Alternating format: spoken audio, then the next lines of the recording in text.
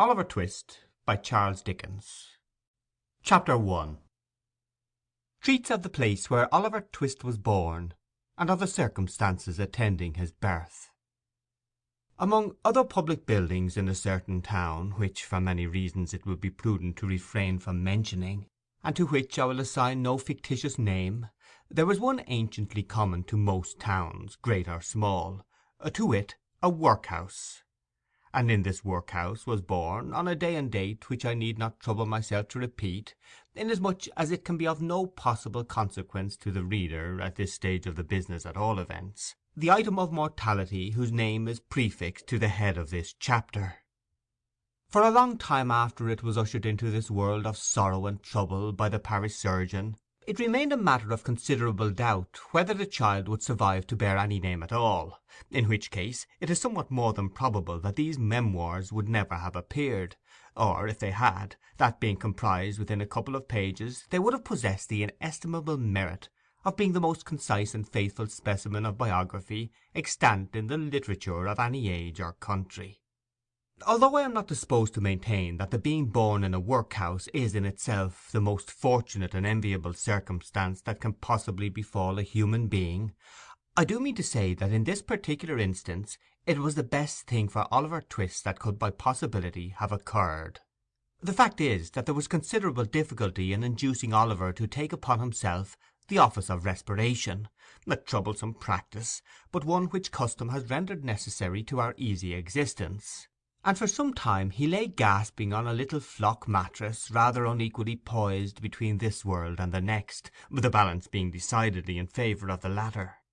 Now, if during this brief period Oliver had been surrounded by careful grandmothers, anxious aunts, experienced nurses, and doctors of profound wisdom, he would most inevitably and indubitably have been killed in no time.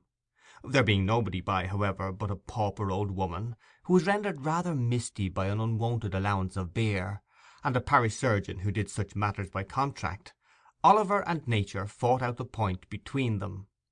The result was that after a few struggles Oliver breathed, sneezed, and proceeded to advertise to the inmates of the workhouse the fact of a new burden having been imposed upon the parish, by setting up as loud a cry as could reasonably have been expected from a male infant who had not been possessed of that very useful appendage, a voice, for a much longer space of time than 3 minutes and a quarter. As Oliver gave this first proof of the free and proper action of his lungs, the patchwork coverlet which was carelessly flung over the iron bedstead rustled, the pale face of a young woman was raised feebly from the pillow, and a faint voice imperfectly articulated the words, "Let me see the child, and die." The surgeon had been sitting with his face turned towards the fire, giving the palms of his hands a warm and a rub alternately. As the young woman spoke, he rose, and, advancing to the bed's head, said with more kindness than might have been expected of him, "Oh, you must not talk about dying yet."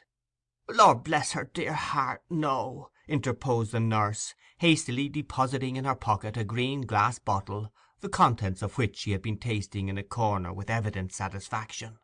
"Oh, Lord bless her dear heart, when she has lived as long as I have, sir, and had 13 children of her own, and all on 'em dead except 2, and them in the workus with me, she'll know better than to take on in that way. Bless her dear heart! Think what it is to be a mother, there's a dear young lamb, do." Apparently this consolatory perspective of a mother's prospects failed in producing its due effect. The patient shook her head and stretched out her hand towards the child. The surgeon deposited it in her arms. She imprinted her cold white lips passionately on its forehead, passed her hands over her face, gazed wildly round, shuddered, fell back, and died. They chafed her breast, hands, and temples, but the blood had stopped for ever.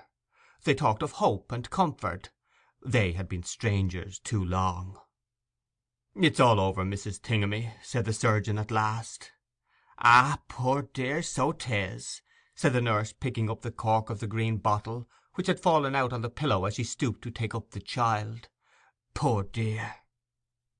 "You needn't mind sending up to me if the child cries, nurse," said the surgeon, putting on his gloves with great deliberation. "It's very likely it will be troublesome. Give it a little gruel if it is."